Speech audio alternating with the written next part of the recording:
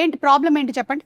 Sir యాక్చువల్గా ఏంటంటే అక్క అవన్నీ వద్దు, ఒకటి మేడం చెప్పండి. ఒకటేనా యాక్చువల్లీ అవన్నీ వద్దు. వద్దా అది అంటే ఆదాయానికి మించి షాపింగ్ చేస్తుంది అక్క.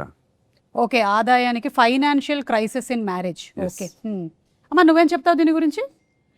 నేను అందంగా కనబడాలంటారు, షాపింగ్ చేయనివ్వరు. Beauty crisis in marriage. Okay, అందంగా కనిపించడం అనేది ప్రాబ్లం కాదు, అది న్యాచురల్గా అమ్మాయికి వచ్చినటువంటి బ్యూటీ, మనం ఏం చేయలేము. మీ ప్రాబ్లం ఏంటి? అనుమానం ఎక్కువ అండి. మీకా? నాకేంటి, నేను ఎందుకు కూడా వెళ్ళగలుగుతా? ఓకే, అనుమానం ఎక్కువ. అనుమానం మంచి లక్షణమే, ఎందుకంటే అనుమానం ఎక్కడైతే ఉంటుందో అక్కడ అవమానం కూడా ఉంటుంది. It's nice. అవమానాలు అయితే ఎక్కువ. అందరితో పులిహోర కలుపుతాడండి, అనుమానం కాక ఇంకేం చేస్తాను.